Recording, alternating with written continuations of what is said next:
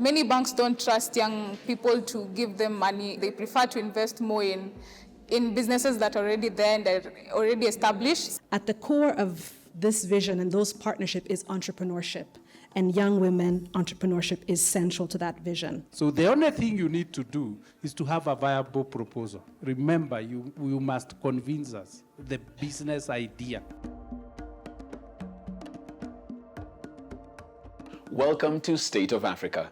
I'm Jeff Morte with the Africa Leadership and Dialogue Institute.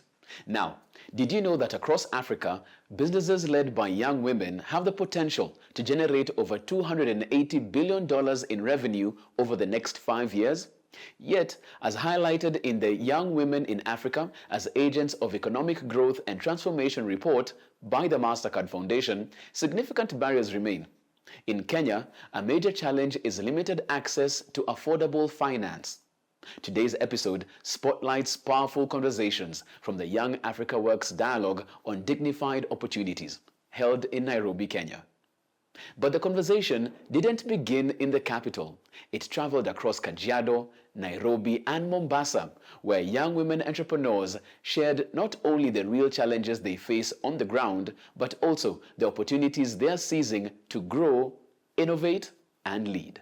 My business name is Sustainafeed Organics, whereby we recycle organic wastes, and this includes the vegetables and fruit waste from the local markets into animal feed, specifically for poultry farmers in Kilifi County. Since my business is like a social enterprise, so it addresses both an impact and also the whole economical side. So for the impacts, we are addressing the environmental issue of organic waste ending up into landfills. So we're trying to divert that and creating it into something that is valuable. Commercial banks need to reduce the paperwork, because I don't think it's really necessary if I'm taking a loan, like for instance, just 10K, for me to go through all that process, right? And also the second thing I'll say is the requirements that they need, or rather the document that they need for businesses to provide for them to even be able to obtain that loan. So if they're able to cut down all those processes, I think it will be an easy process. My name is Benta Musoka. I have a ladies' clothes boutique. It deals in ladies' wear, dresses, and official wear also. And we are based in Kitengela. One of the challenges is acquiring capital for your business. Many banks don't trust young people to give them money and to start up businesses. They prefer to invest more in businesses that are already there and are already established, something that can give them their money back and their profit back. People don't really believe you can start something and keep it going. For me, commercial banks, they tend to deal with older businesses, not startups. Like, you have to have guarantors and all. And I find the commercial banks a bit uptight because they tend to ask a lot of things and they don't really communicate your language. My name is Gloria Kisilu. I am the founder of the Shaba. What we do is we work with rural artisans, majority being women, to hand make beautiful handcrafted sisal bags that celebrate heritage, craftsmanship, and also unique design. A lot of the women actually make handcrafted sisal bags but never really getting the benefit of their craft. And we wanted to come in and ensure that they have fair wages. The entire process from the harvesting and planting of the sisal to the finished product is a transparent supply chain. And that's ideally the problem that we wanted to solve. The biggest challenge in running Shaba has been access to financing, because majority of the time we have been bootstrapping, and somewhere along the line we were looking for capital investment to buy more machineries and also to increase the number of artisans that we have. My name is Magdalene Muthe. I am the founder and CEO Mosoro Afya Flowers. At Mosoro, we offer nutrition solutions using natural food formulations. We are able to do this using porridge flours, breakfast cereals, and edible oils. The gap that we're filling as Mosoro in the economy is availability of nutrient-dense foods. We find a lot of products in the market are single ingredient foods that do not have all the nutrition composition that are needed to offer a full meal.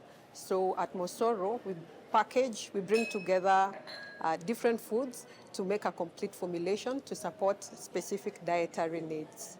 There is a challenge in the market where the financial institutions do not fund the vision or the business plan. So as a business, we constantly have to go to these financial institutions and see how much are they willing to offer and dumb down our plan to be able to make use of these finances. So most often we get less than we need to be able to fund our business plans, and making it take a lot more time to achieve our business goals. I would like for commercial banks to make the loan application process more transparent so that we can already know how much money we are able to access from the banks, because I think that there are so many businesses that do not take loans because they don't think that they are loanable. So once the information is for me as a banker, I'm able to view this information, I can be able to take advantage of these opportunities. Now, by the time the dialogue convened in Nairobi, the priorities were unmistakable. In the room were government officials, financial institutions, and young entrepreneurs coming together not just to identify barriers, but to co-create practical, lasting solutions. The convening opened with Hannah Sadiq, country director at the MasterCard Foundation, who articulated a bold vision, unlocking access to finance for young women across Kenya.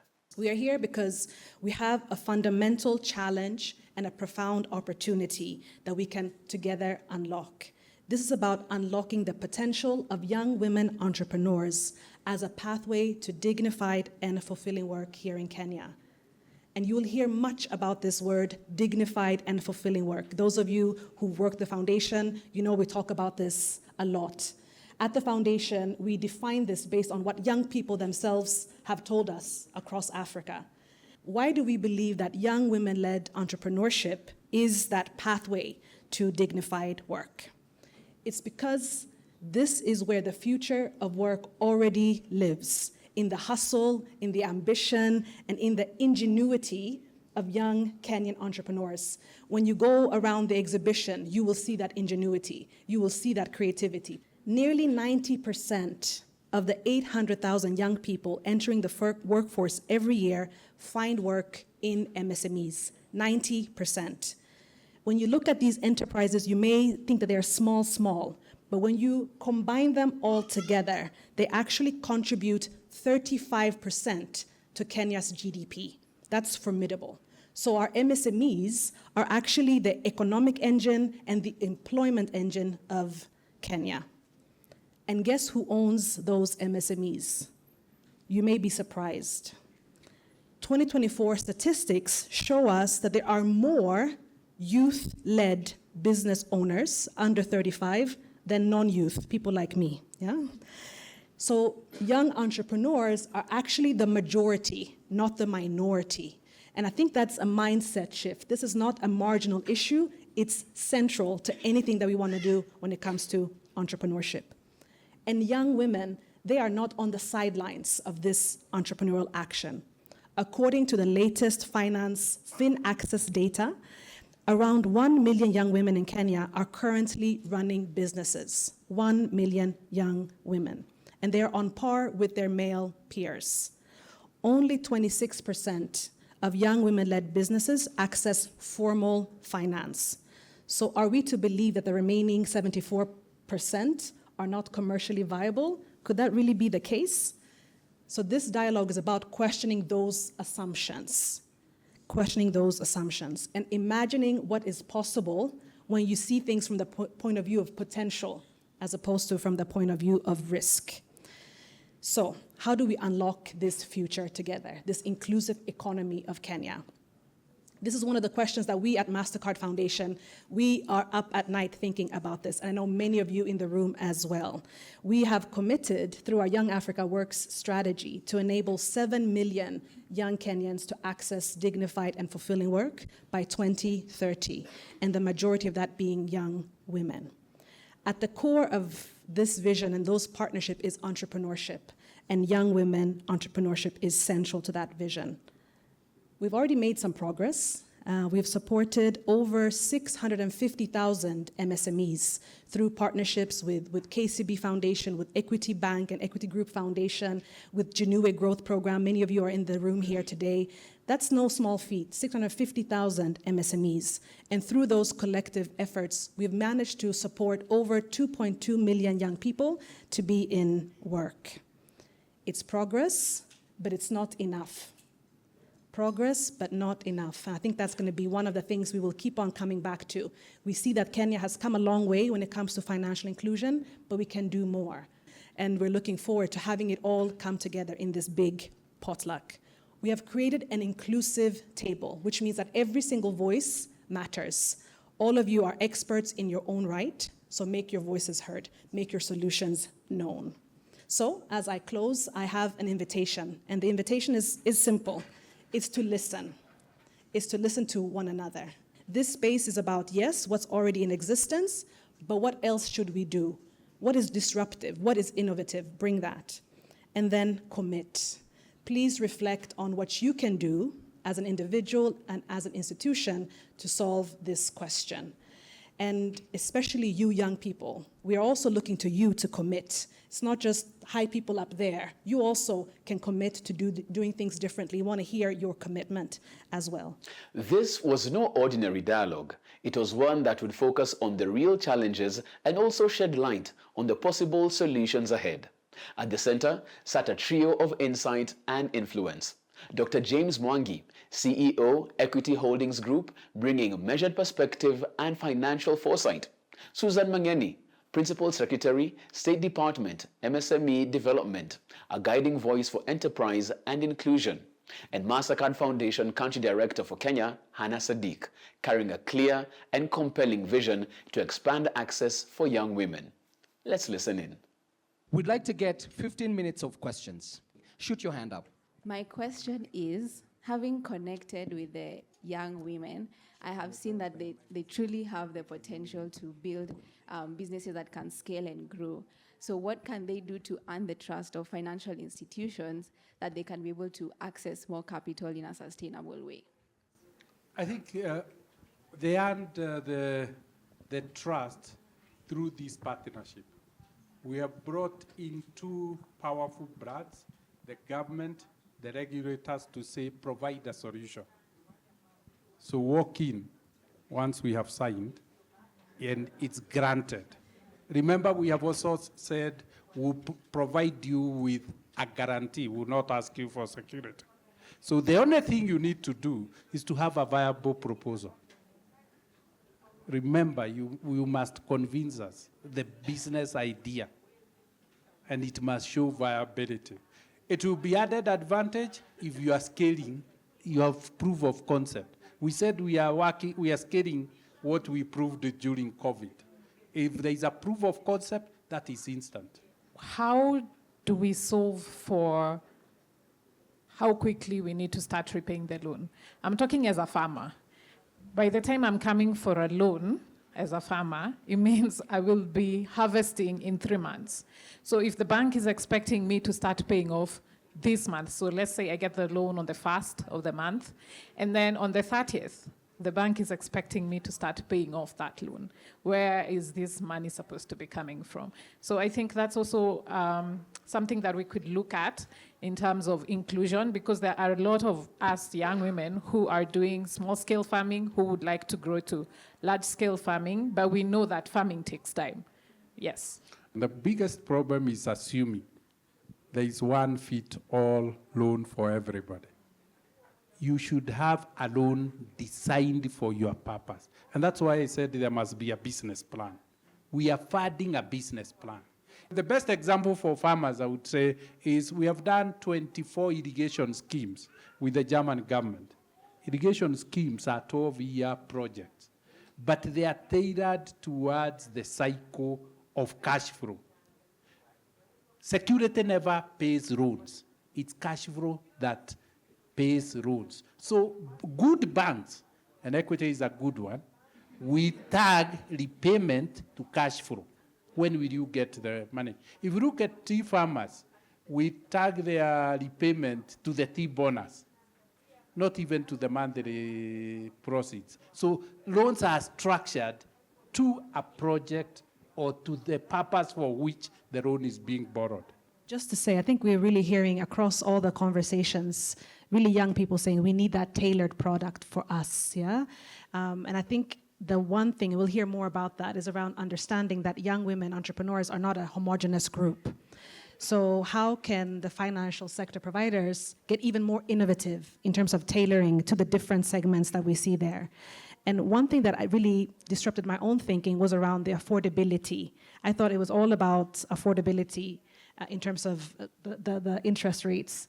Interestingly enough, so many young women like you, Olive, are saying it's actually the flexibility on the loan terms that will make all the difference. And know what you want. When you go to a bank is not doing you a favor. A bank is in business. You are helping the bank by buying from it. Say what you want, not the bank to give you what they want. You go and say, I want a loan to build a house. It will take 2 years to build the construction, so I don't want to have any repayment for the first 2 years. And we call it grace period. We even have a name for that period. I'm the refugee here in Kenya. Jana tulizungumzia, kuna swali ambao mwenzangu refugee aliraise kuhusu refugee kuchukua loan. Because kuna some limited zenye zimewekwa kwa ma refugees kuchukua loan. Alijibiwa eti refugees sana sana wapay loans because ni watu wenye hawakai sana hapa. Tuseme in a simple terms ni wapitaji. Sasa mimi nikauliza jana but sikupata jibu. Nikauliza huyo alikuwa your same colleague from Equity. Nikauliza umesema kuwa refugees sana sana wapewe loans na big challenges ni hiyo kwa sababu hawakai sana hapa Kenya. But unakuja kuangalia for sometimes kuna refugees wenye wamekaa hapa hata wamekaa sana hapa, kuna wenye wamefanya hata miaka 20. Yeah, kuna wenye kuna miaka 12, miaka 20. Yaani wameshakaa hapa na hawana tena matumaini yoyote ya kurudi, tuseme kurudi kwao, ama matumaini yote ya kuenda mahali. Hata hiyo matumaini ya resettlement wameshaipoteza. Yeah. Vipi sasa kuhusu hao ma refugees wenye wamekaa sana hapa? Equity Bank has a branch in every refugee camp, and it's banking refugees. The government of Kenya has been very kind and generous and has changed regulation to allow us to bank refugees. We have, in these branches, lending is as usual. It's like Kenya. Now, IFC, the World Bank group, came in and said, we can guarantee these loans to the tune of $20 million as long as you can give $100 million. So you can see that is approximately 14 billion shillings in equity waiting. MasterCard Foundation came and said, we can train the refugees. I think maybe just in addition to what Dr. is saying, so we have a form of identification. Even if they're in the camp, there's a way through which they're identified, and we are including them in our programs. Currently, the program which you have rolled out, the National Youth Opportunities Towards Advancement, we have also a segment on refugees. So part of the beneficiaries also are going to be refugees. I know when we started there, you were asking me whether if you're not a Kenyan citizen, you can also get to benefit from the opportunities we have through eCitizen, and I told you, provided you have some form of identification, and like he has said, we have opened up even in the banking sector. We are doing, if you are existing within the Kenyan space, you should be able to benefit just like everyone else is benefiting. One of the key things that I think we haven't really brought into the discussion is insurance. What is the role of insurance in really enabling these young women to really grow their businesses, but also to enable them to navigate and become more holistic in terms of sustainable growth? Insurance has 3 roles. The first one and most critical one is to protect their health. Because what really, all of us are just one health incident away to bankruptcy. Because if you got cancer today and you are to be thrown to India, you know what it means. Very few families or individuals can survive that. So it kills everything. So health is number one. The second one is the assets you acquire. They need to be protected because of incidences like fire. We hear of Gikoba. How can you get back? If there have been 5 fires in Gikoba in 3 years, every time you restock, a fire comes. We must protect our stock. We must protect our properties. Otherwise, you go back to square zero. You were here, as an incident comes, you disappear again. So property is very important. The last one is life. You are young, you have 2 children. You are the sole dependent. Anything happens to you and we lose you, what happens to the children? We need to have a life cover that can take the children maybe for 10 years. Equity, we have learned a lot from our 23 million customers and realized we now have a health insurance. And it's not just health insurance, we also have the supply side, the Equity Afya medical centers. Then we have life, and then we have property and fire. So maybe just to add on that, we are also promoting access to universal health care. You see, we introduced recently SHA Pole Pole, Lipa SHA Pole Pole, because the kind of people that we are dealing with, like I said, in kind of a lottery. So if you are an entrepreneur, you must also work out your risk, because like we say, as much as default is an outcome, but also your business is prone to shocks. So how do you go about those shocks? How do you make sure you don't fall down to the base? So it's a safety net. My question is on access to finances through the legal documentation. Yes, I understand that Equity Foundation and other bankers, they normally offer services to refugees, particularly if you want to open an account through the document known as the manifest. But when you want to access loans from those institutions, some of them say they need an alien ID, which is a refugee ID, and of which most young women and the youth within Kakuma refugee camp don't have it. Even if they are to go and apply for it, it may take longer for them to at least have that ID. So will there be a way whereby you can use the manifest itself that they have opened with an account with it to give the loans through the details of that manifest? Let's spend time developing the products which are specific. In Equity, we use focus group discussions. We go to the customers and say, how would you want it? That's how we develop the product. So we can develop a specific product. And a branch manager has the capacity to tweak a product to fit. In terms of access, which was asked we are trying to convert agents to originate loans so that people don't have to come to the bank. But more importantly is what I was talking of, a platform. Can we do a platform so that, I think we have all learned from M-Pesa. Why don't we develop loans for businesses using platforms such that people don't have to move. So that's how we are doing it. In terms of young women business owners being part of conversations like this, right? How can they be part and still be mothers and do this? I really want to shout out something that has happened here, which is in this space, when you go out to the left, there's actually a space, a daycare for the young mothers who are here today. There's a space for young women who are breastfeeding to actually do that here. And the more we can do that we actually think about even these dialogue spaces become conducive for young mothers to participate, I think that would be fantastic. I myself was a young mother. I had my son when I was just around 22 years old, and there are many opportunities that I couldn't go to and participate because I had to make sure that I took care of back home. So the more we can think of inclusive practices, even for these kinds of conversations, the better. So we will continue. It's the first one for the MasterCard Foundation, and we will continue on this front. Yeah. I think what you have asked has been the state. I've been in Kakuma 3 times now with the commissioner for UNHCR from to solve that problem. The government has been very gracious and has agreed. Now you can own a bank account as a refugee. You can have a mobile number, things you could not do before.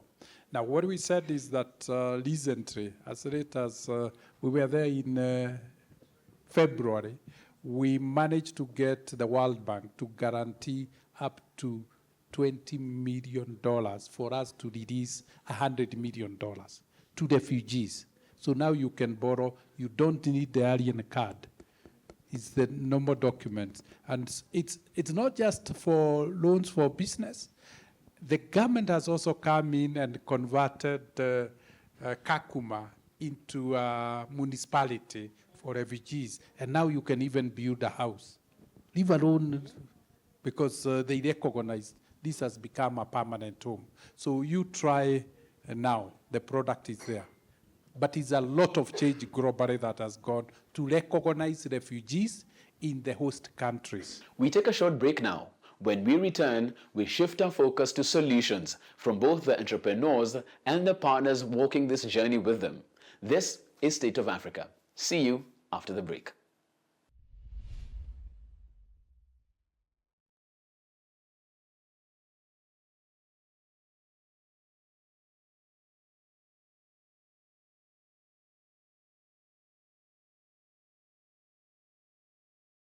Welcome back. You're watching State of Africa.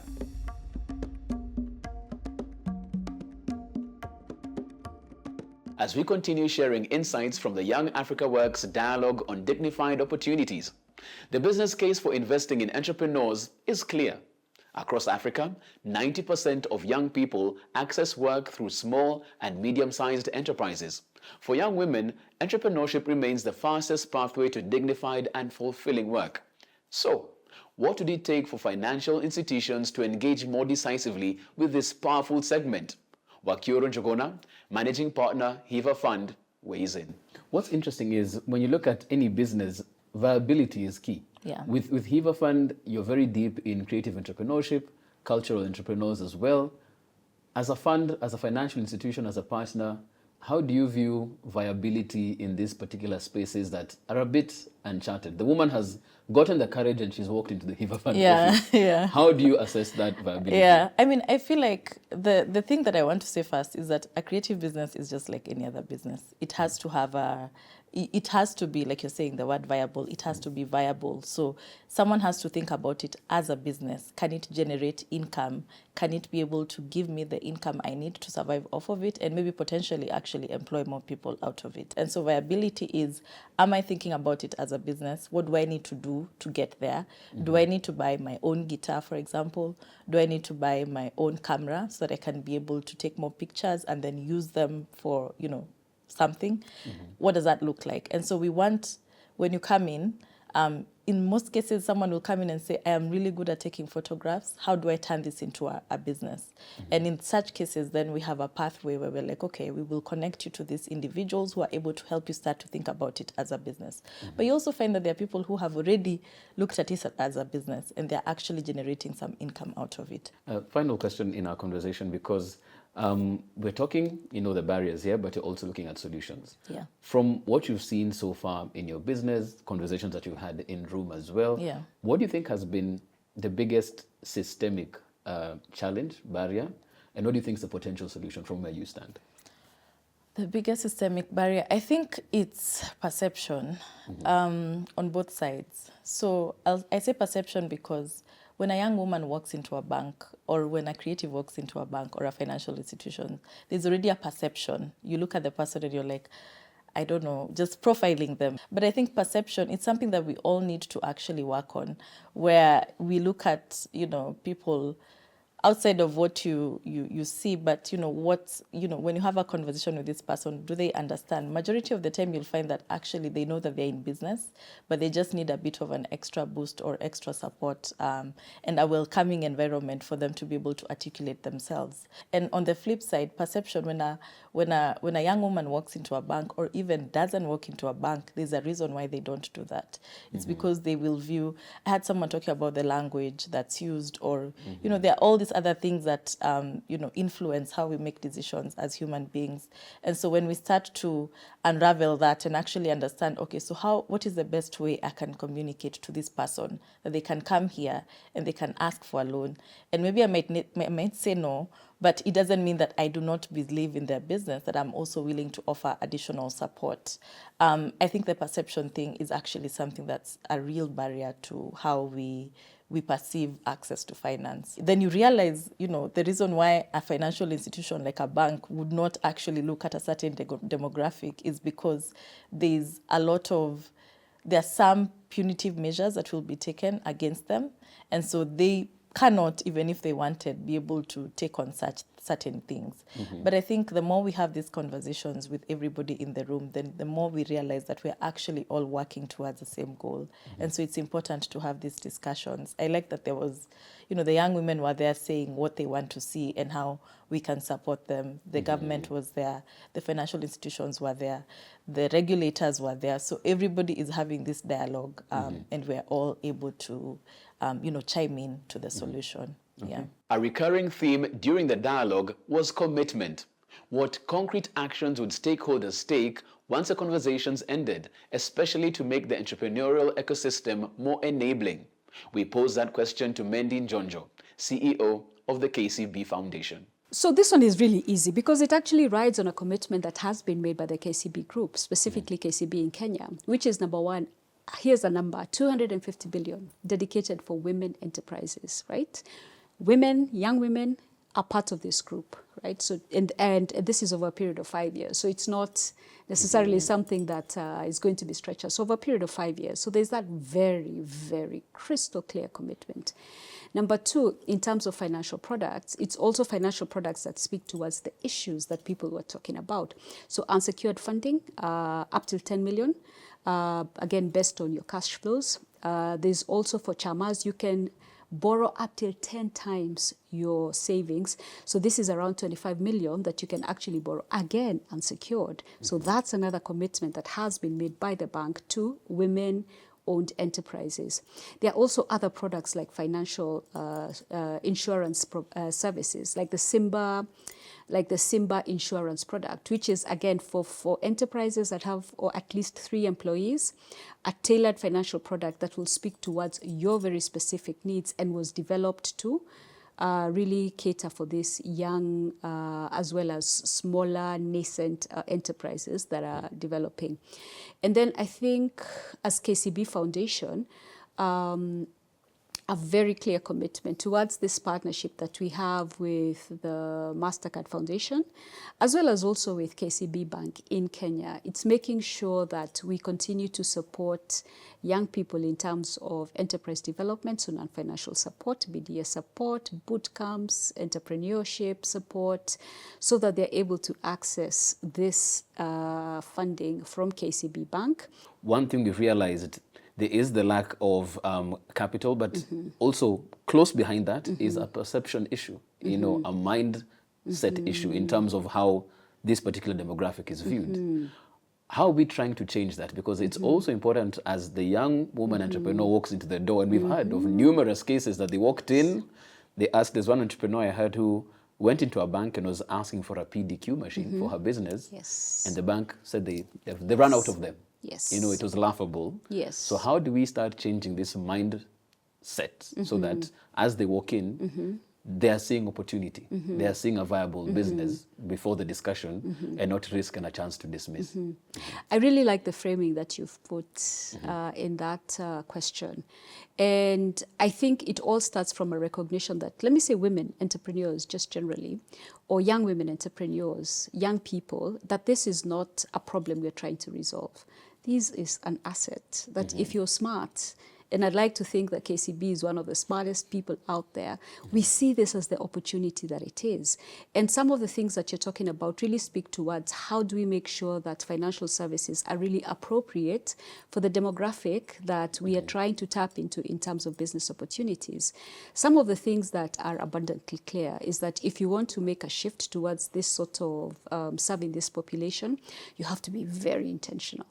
These things don't happen by chance. So one of the things that, if I may speak about some of the things that KCB, the bank, has also done to try and make sure that this population is also served, is you have to ring fence resources. So under the female-led and mid enterprises, KCB Bank, KCB Kenya that is, it ring-fenced 250 billion Kenya shillings that is dedicated specifically for women-led and mid-enterprises. In addition to that, some of the challenges that the women entrepreneurs were talking about, which is, hey, listen, I have customers, right? I have the ability to be able to, number one, make the repayments to the bank as well as grow my business, but it may not necessarily be in forms that you recognize. So it's moving away from also things like collateral-based lending towards looking at your cash flows and then seeing how much can you be able to repay. So under our female-led and mid-enterprises in KCB Bank, we also have a program or a way of lending where you can borrow up till 10 million Kenya shillings in unsecured funding based on your cash flows. And the other thing that is also, I think, speaking towards some of the things that the female entrepreneurs are talking about is that if you open up a bank account and you bank for a period of time, typically let's say around 6 months, right? In addition to KCB being able to see this is how your cash is moving through your bank, and therefore through the business, so that I can lend you money, it also sets up this visible way where your financing is now visible in the formal financial institution. So it's really one of those things where through this particular kind of product and through this particular kind of service that is aimed at women, you also find true financial inclusion happening. So you're moving from informality and invisibility from the formal financial institutions towards visibility, and with visibility comes funding. Let's talk about the barriers, because the young women are talking about the barriers they're facing in terms of accessing this capital. I want to jump to the other side of the fence, to those dispensing this capital. What's the barrier they're facing in terms of dispensing it to them from a policy angle? Is there regulation or policy that's making it a bit difficult for them to really engage with young women entrepreneurs, and how can we change that? So one of the things that I think is very clear is that as a regulated entity, and also just because of the kind of institutions that banks are or are meant to be, you have to be very careful about depositors as well as shareholder capital. So there's a certain stewardship and fiduciary responsibility you have towards the deposits that you have. You have to lend them with care. You have to make sure that you're not doing reckless spending. So I think that is, or reckless loaning in terms of the people that you lend this funding to. So I think that would be perhaps the one thing that perhaps mitigates against some of the barriers that you're talking about from a policy perspective. In terms of now that, I think there are two things that I was also hearing from the people on the floor. One is around perceived risk. Young women were saying, well, am I really that risky, right? If you look at the way I've been running my business, can we start, I think, even as financial institutions? The other thing that I was also hearing is there's perceived risk, and then there's the true riskiness of the women-owned businesses, right? So perhaps something on that front that may be sociocultural norms that makes people perceive young women's businesses to be inherently more risky. And then there's the true risk in terms of what is the true risk of young women-owned businesses. Unfortunately, in Kenya, and this is not something that is around just businesses that are owned by young people, it's businesses, especially in the micro and small space. After 2 years, they kind of tend to, about over 80% will typically just cease to exist, right? So there's also some work around that in terms of the resilience of businesses that has to be done in terms of supporting those businesses so that they're more resilient and they're more able to stand the test of time, so that borrowers, financiers can also lend funding to them. Something interesting that I think I'd also like to remark on is when it comes to products around specific groups of people, let's say refugee entrepreneurs, there are certain policy regulations in terms of know your customer obligations. So we need to know who we are lending to, just based again on good financial practice. I'd also like to remark that even when it comes to these sorts of policy changes, there are also products that even within KCB, again KCB Kenya, that we are also being able to provide to refugee-owned enterprises, as well as young women's owned enterprises, as I mentioned before. For solutions to be sustainable and impactful, co-creation is essential. That was part of our conversation with Elizabeth Gathai, Regional Head for Africa at Women's World Banking. Let's listen in. When you look at the data, when you look at the reports, not only in Kenya, but especially on the African continent, the business case there seems so ripe for the plucking, for financial institutions to get into this space. You're looking at, I'm citing one report from the MasterCard Foundation speaking at the fact that from now to 2030, if we included young women entrepreneurs, we're looking at generating revenue of, I think, over 280 billion. Yes. And that's a mind-boggling number. And for those who are not in the financial space, you'd ask yourself, then why isn't everybody trying to get into this particular space? If it's so ripe, what's their barrier to entry as well? Probably could start from there. Why aren't these institutions and stakeholders really engaging with this particular clientele? Jeff, the reality is, if we do not engage in this very, very important and significant demographic, Africa is going nowhere. The data shows that over 70% of Africa are below the age of 35. And the youth form the biggest portion of that. And when you look at most institutions, and we do not really understand this demographic. One, it is, they do not have what banks look for, or financial services look for. The credit histories, the banking histories. Once when you talk about a youth in Africa, aged between 18 to 35, how many have a bank account? There has not been a handshake between financial institutions and the youth. The mindset of the youth when it comes to engaging with financial services and the way the banks also view the youth, I think there's a big gap there. But much more importantly, look at the young women themselves. The care burden. You are a young mother, you're starting a family, you're taking care of your young children, you're taking care of your parents. How do you balance all this? So that is one of the things that those are some of the things that we really need to unpack for us to really get the real challenge, because we first of all have to start by defining the challenge so that we can have the right and appropriate solution. What I want us to do is conclude this conversation with what you feel would be a successful outcome of the convening we're having. Because like you said, if we just come and talk and bring, empty rhetoric without action, then we'll be back here maybe next year doing the same talking.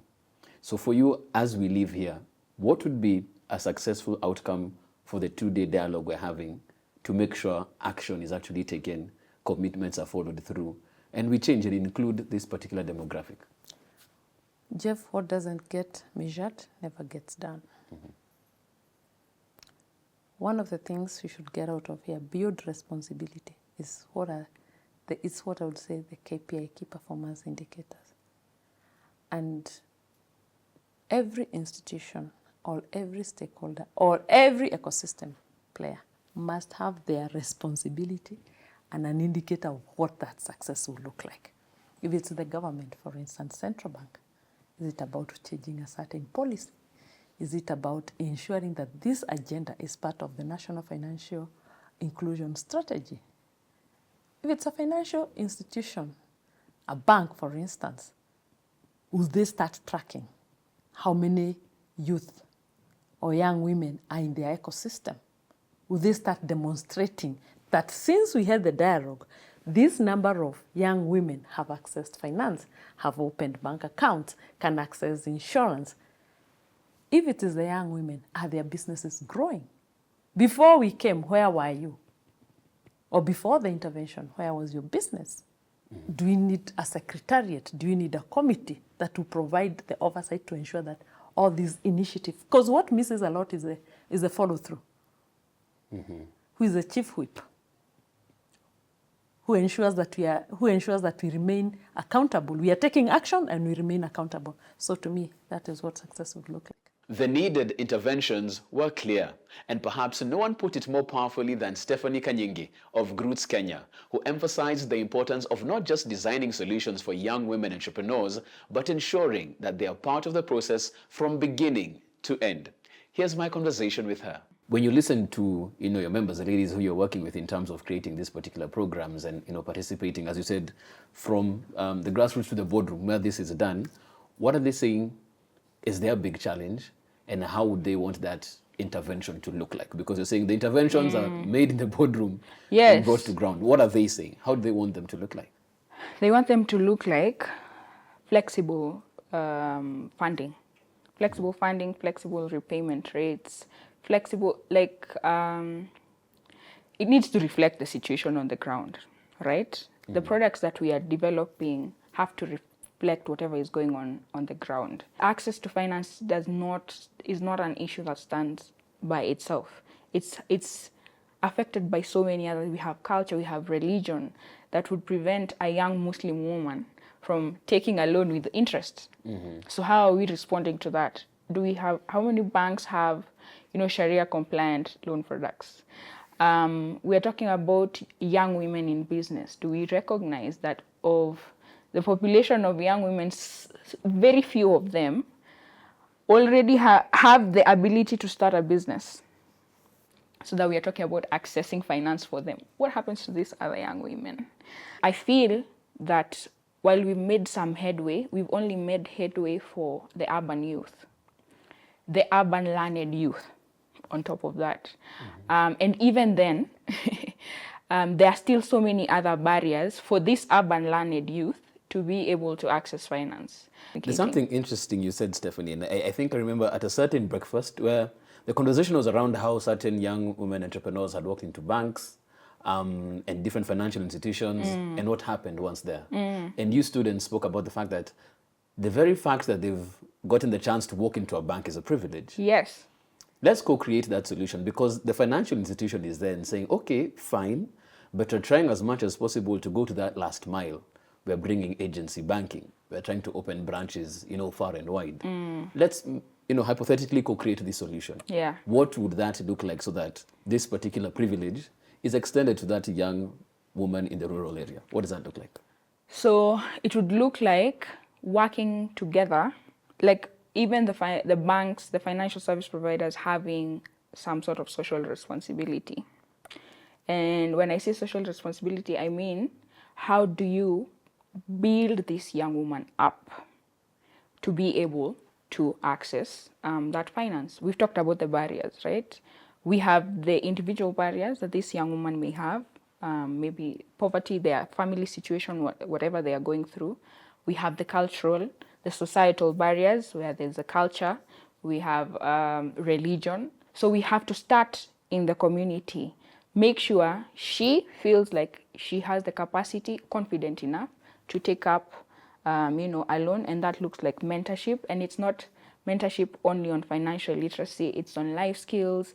It's on collectively organizing them and, putting them with peers and also other seasoned women entrepreneurs who have been entrepreneurs for a long time, so that, there are so many things, there are so many challenges that these young women will face, and even just having that listening ear does a lot, to ensure that they don't give up, they don't lose hope.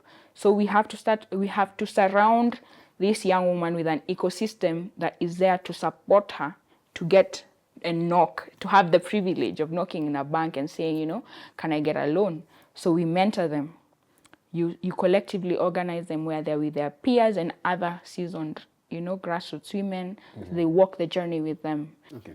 I want to conclude this with your one action point, the one thing you want to see out of the dialogues that we're having for the 2 days that we're here. Because a lot will be said, a lot of commitments will be made. You've been here, you've heard what has been spoken even before we formally convened.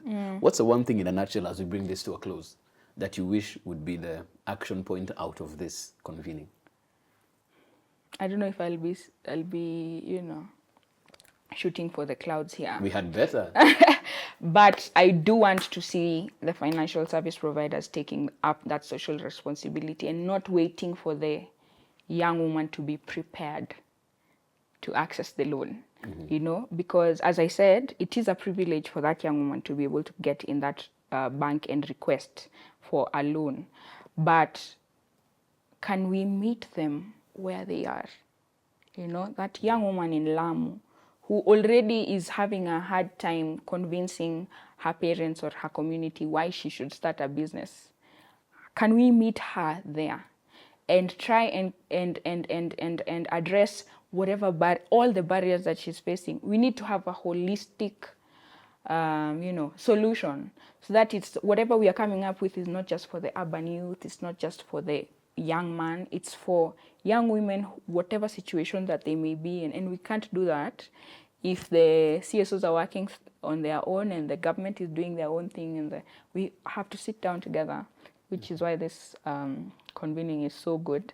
In plenary, participants mapped out what a successful roadmap should look like, highlighting concrete actions and commitments from both young women entrepreneurs and financial institutions. Together, they envisioned a stronger, more inclusive ecosystem for businesses and long-term impact. For young women, entrepreneurship is the fastest pathway to dignified and fulfilling work. Their businesses are not just a source of income, they are a vital engine of innovation and resilience in their community. Financial stakeholders wenye ambao wako hapa leo, kwa heshima na taadhima na kwa unyenyekevu tunaomba mtupatie products zenye ambazo zitatusaidia sisi wafanyabiashara wadogo wadogo kule nyanjani ndo tuweze kukua. We also want to work closely with you, or rather work with you to design these products that will work for us, or rather meet our needs.